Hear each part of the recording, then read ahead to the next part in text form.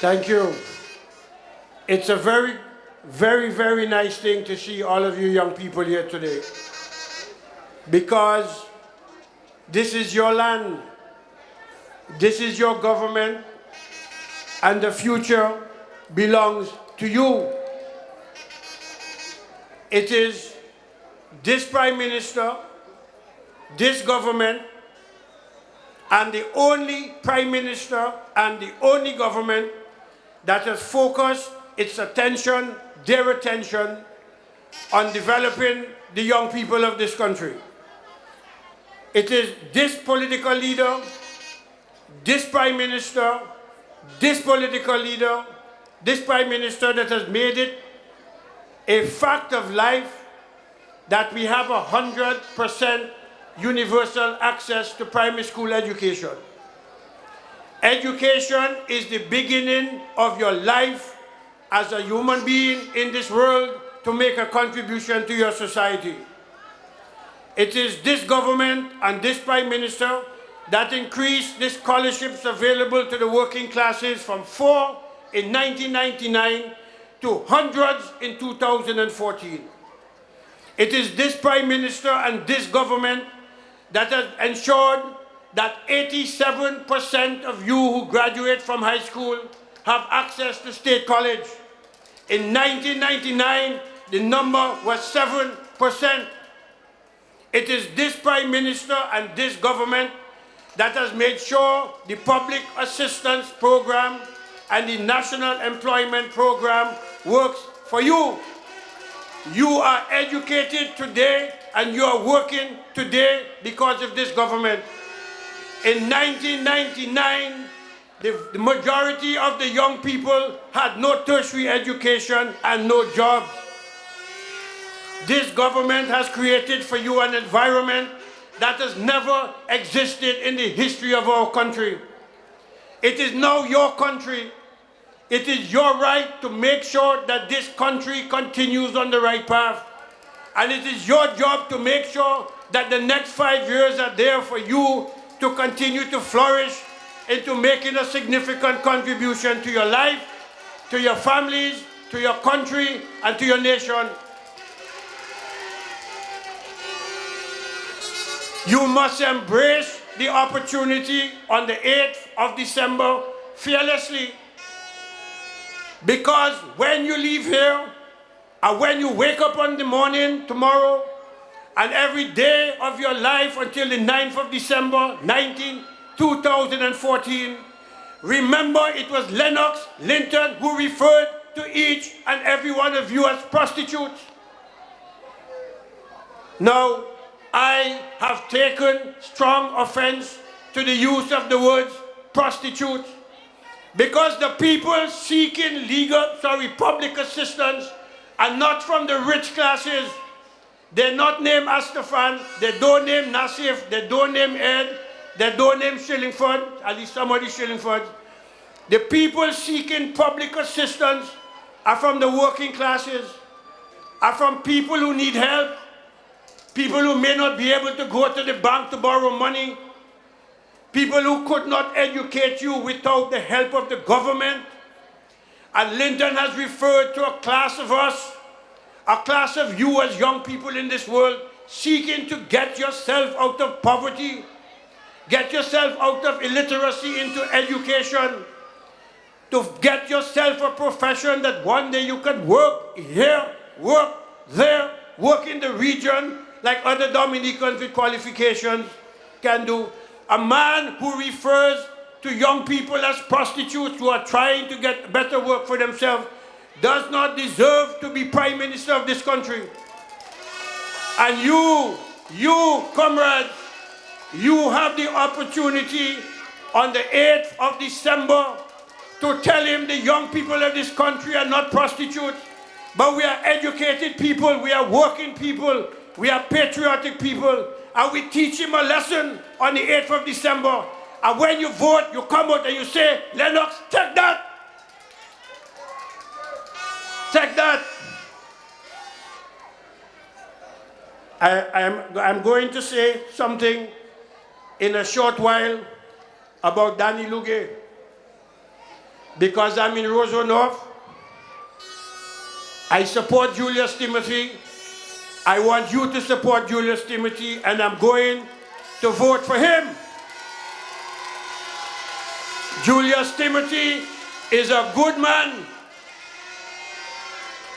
He's a successful businessman and a successful politician who deserves the opportunity to continue with his work in this constituency and in the government, with the new hospital, with the new sports clinic, and the other things that he has in mind. But I'll come back to them in a minute. When the Prime Minister says to you that this election is the most important one in our time, he's right. And I want to spend a little time with you to tell you where we have come from, because many of you are first voters, voting for the first time, and would not have been around to understand what happened between 1995 and 2000. The United Workers' Party imposed user fees on your parents and grandparents and children, that you could not go to the Princess Margaret Hospital for treatment, and if you couldn't pay, you died. And if you couldn't pay, you died. And if you didn't have a rich father or a rich mother and you couldn't travel overseas, you died. Nobody dies again. Nobody dies again because you can't afford to go to hospital or because you don't have money to travel overseas. Civil servants were never paid on time. Simeon Albert says, in the first time in history, a month had 42 days. Now they want to be the best friends of the public servants when they refuse to pay them.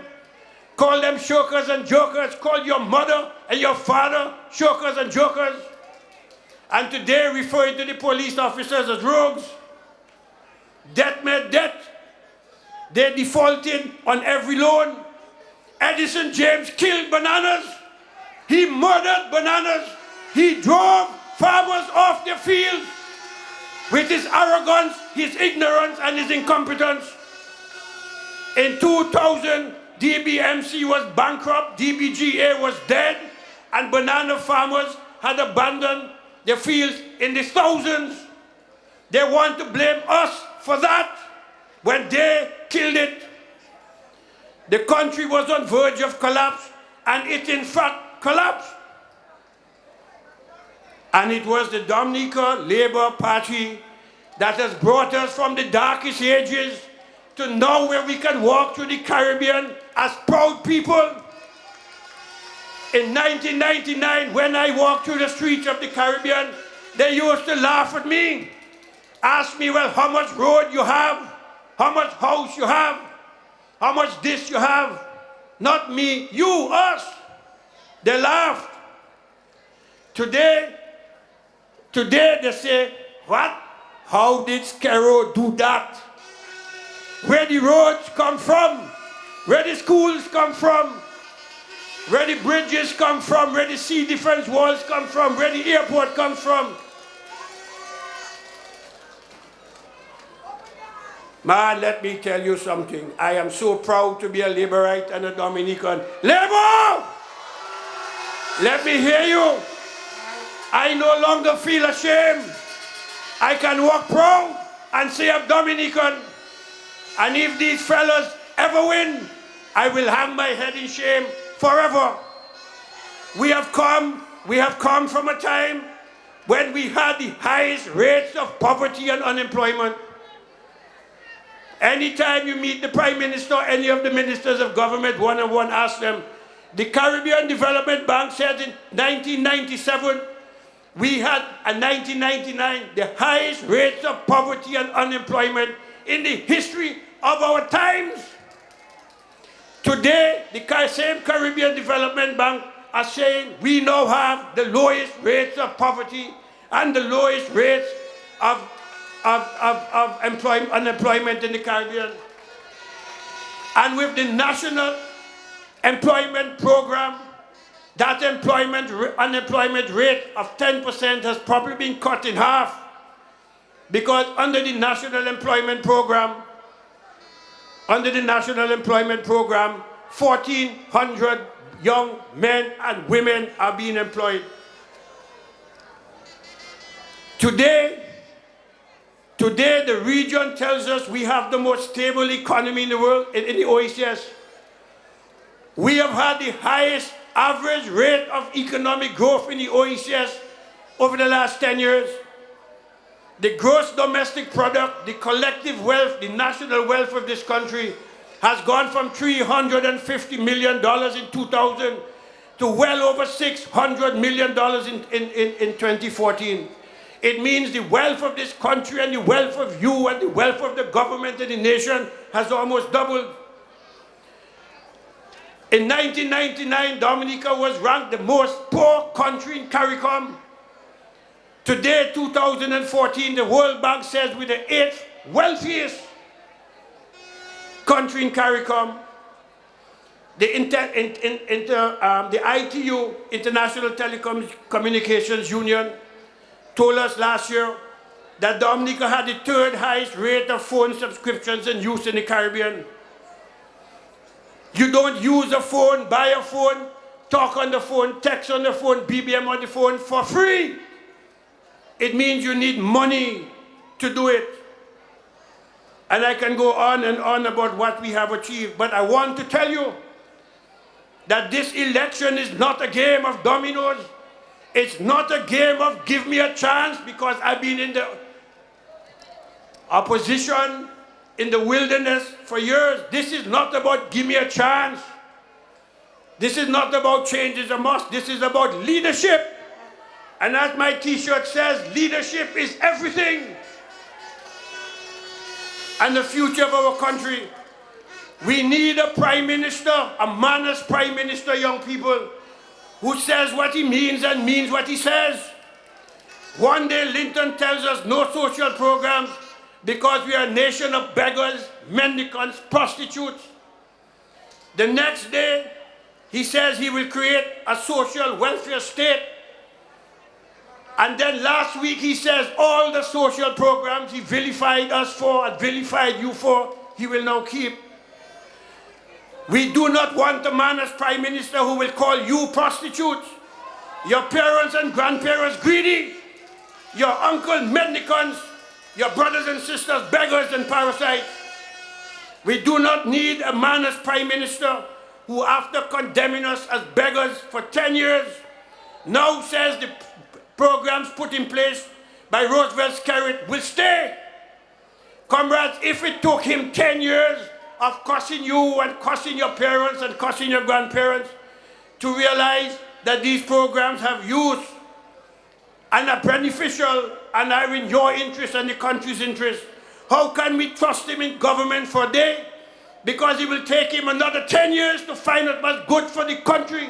By this time, the country is dead again. So I am voting a man for prime minister when I vote on December the 8th, who led our recovery and placed our country on the platform of greatness. I am voting for a man as prime minister who engineered, executed, and funded the programs of our nation and development of our nation. I am voting a man for prime minister who can call the president of the United States, the premier of the People's Republic of China, the king of Morocco, the president of Venezuela, the president of Mexico, the prime minister of the United Kingdom, the prime ministers of CARICOM, the president of the European Union, the president of the CDB, and the governor general. I don't want a man, the only place he can call is Q95. We need a man that can call leaders of state to bring goods here for us. No more Q95. And he can't call the Polisario because the Polisario don't have telephone. They're on camels. 5 more years. 5 more years. I am voting for a man I know as Prime Minister who cares and saw the need, the urgent need because of his family upbringing, his religious beliefs, for the need to educate you and us and my children, my child, who saw the need for the state college, housing, roads, water, yes we care, removal of pit latrines, new hospital, hotels, education. A man that will travel, use our money for us. I don't want a man who will use my money to go to Las Vegas to watch boxing, tennis in New York, or whatever it is he does in New Jersey. Skerrit don't go Vegas to fight or New York for tennis. When he goes with a serious look on his face and comes back with things for the country. When you go Las Vegas, you come back with an empty wallet of your money and those who gave him money. I don't want a man as Prime Minister who will try to smuggle crabbats to go to Antigua to beg money. And when he catch him, he say, it wasn't me, it was Shirley. We don't need a man like that as Prime Minister.